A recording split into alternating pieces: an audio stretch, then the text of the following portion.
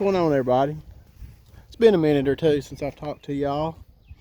Seems like every time I come out of the house, wind's blowing or it's raining or something or other. But anyway, I was going to tell you on my last video that I made, somebody was following me. That's why, if you notice, you watch back, you can tell I'm acting funny. As soon as I hit the record button, here comes this man up behind me. I don't know where he come from, but he's kindly following me around the whole time. If you notice, I'll swap trails. I even get off the trail, and I'm in a hurry. I don't know if you can tell or not, because this guy's following me pretty hard. You know, I've got a gun, but I don't want to have to shoot and kill him. I would if I had to, but I don't want to. So that's why I'm swinging the camera around, and that's why I'm talking low, because, you know, I don't want him to hear me. Trying to keep him out of the shot. But I was going to let you know that about that. Some of y'all said something about the sound and the swinging of the camera too much. So that's what was going on right there. And then another request was, I always kept it this way because I thought it was gritty and raw. But we can try this right here and see how this works. You got to remember, when I started, I was trying to keep it secret who I am, which I still am, but with a narrower shot you show less. But also I like the raw effect of it too. So that being said, let's get on with today's story. I'm gonna tell y'all, it's really good, really good. My cousin told me this story. This comes from him, and this boy goes to church every Sunday, and I'll just be honest with you, he ain't never lied to me that I've ever caught him lying. And I don't think he's lying now, because when he told me the story, he's told me 2 or 3 times now, but when he told me the story, it's just you could see the first time he teared up. He was scared, and it's like every time he sees me, he wants to tell me this story. So it's kind of, you can tell something's happened to him. You know, if he was lying, he done forgot about it. It's still like, it still bothers him to this day. You know, he wants to talk about it. So this is his story. Him and his mother and sister moved over to Cherokee, North Carolina. I guess this was 1990 or 91. And while he was over there, his mom could make those dream catchers like the Indians did. So his mother would make these things, and he would take them out and sell them. Now they would go to a big parking lot over there in Cherokee. I don't know what's there now. I don't know I don't think it's still just an open parking lot. I think somebody built something. But anyway, everybody used to have these stands, and you would go out and you would sell fruit or whatever, the dream catchers or whatever. And wow, what is that's crazy. So he was going out and selling these dream catchers, and of course the Indians that over in Cherokee, they had issue with this. You know, they've been there selling their dream catchers for a long time.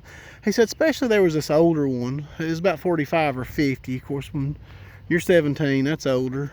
But he said there was this older one who really forced the issue, told him that he didn't belong there, you know, leave him alone, that we've took enough from him.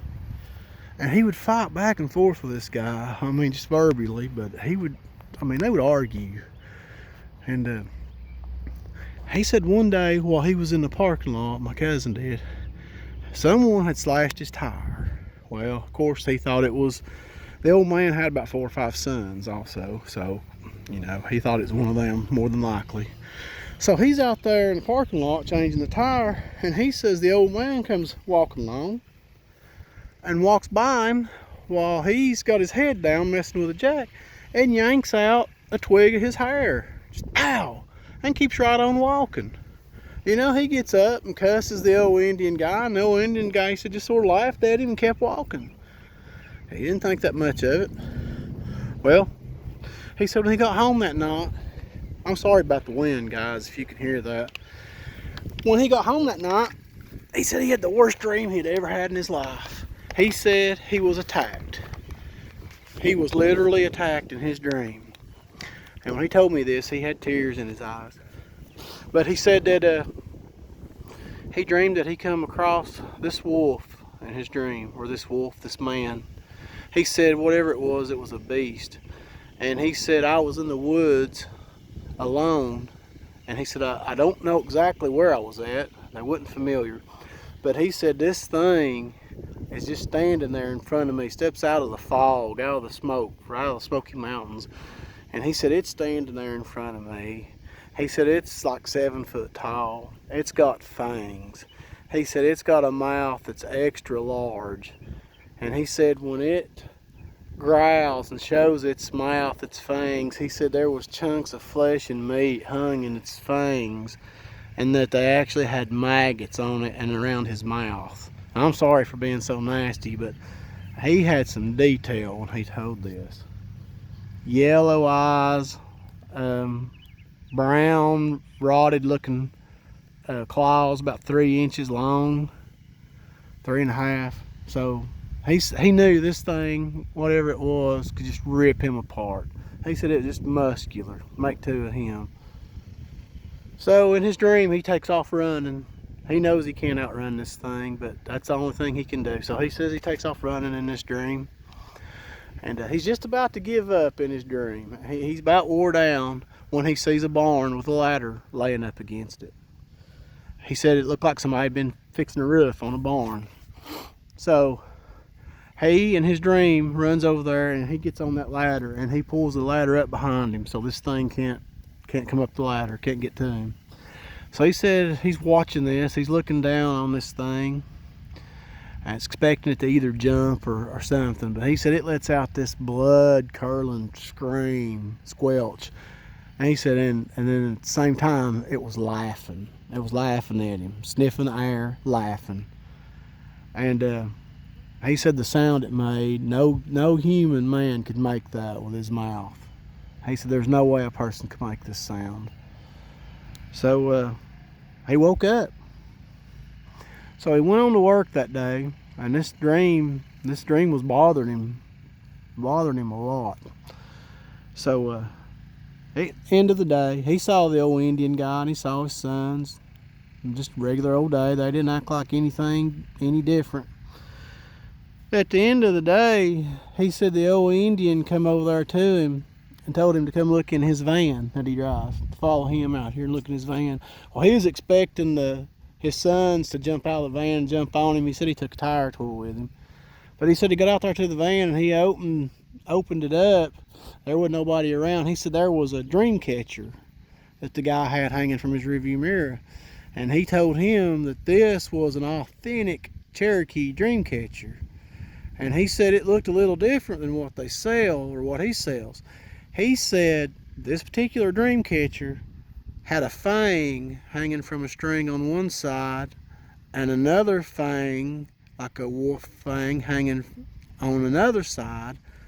In the center, the very center of the dream catcher, in a cellophane, was the locket of hair that he pulled off that boy's head, off my cousin's head. And he said there was a couple of other things, a black rock and some writing on something, and this, some Indian drawing, and this was all attached to this dream catcher. And he knew something wasn't right then and there. And he said the old Indian looked at him, he put the dream catcher down, and he told him, he said, if you don't leave from here, he said the next time there won't be no ladder for you to get on. My cousin said that all the wind left him. He said it was almost like the world stood still. He didn't say nothing to the Indian. He backed away. He got in his car and he left. And he said he never went back. He said he could tell this old guy meant business. He said he never went back. And he said he could still see the way that dream catcher looked, the authentic one. He said he's never seen one made like that. It don't even look like the ones that you see that they sell.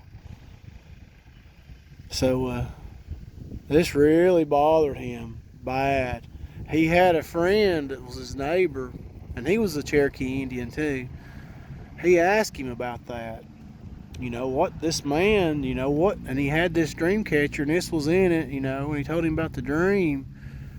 And he said that basically that Indian cursed him, that he put him in the path of something very deadly and dangerous to the Cherokee and to the Navajo, something you do not want after you. Such a demon, I mean, it doesn't stop until it gets you. So he told the boy, you know, you done the right thing. Don't mess with this guy. And you know, and as long as he has this dream catcher made, you will still see him from time to time in your dreams.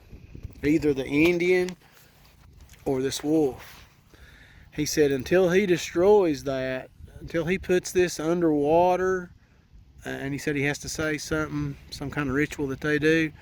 He said as long as that chief has that dream catcher, he can sick that back after him, and anytime he wants to, or what, you know, all he has to do is, I guess, say something. I mean, I don't know how it works, but so that scared my cousin to death, and he told me he does from time to time. He'll be having a dream just out of the blue about football or something, you know, won't even be in the woods or nothing, and he'll look over in the stands and there'll be sitting that Indian, you know, and then it goes back to the dream he's having. He said it's crazy, but I believe him. He told me that after it happened, and he still talks about it today. You know, it happened in '91, so I think it really done something to him to, you know, like I said, for every time you meet him, that's what he wants to talk about. It doesn't take him long. You know, I've had things like that. I've got a couple of things like that's happened to me. I got a picture that I am going to get on here in the next couple of days, guys, and that I took up here in the graveyard. Me and my son, I took it on that side over there. I've had my hand in front of this the whole time, probably. Over there. But it's real interesting. I gotta show it to y'all. But until we get together again, my friends, I will be seeing you. Thank you, guys.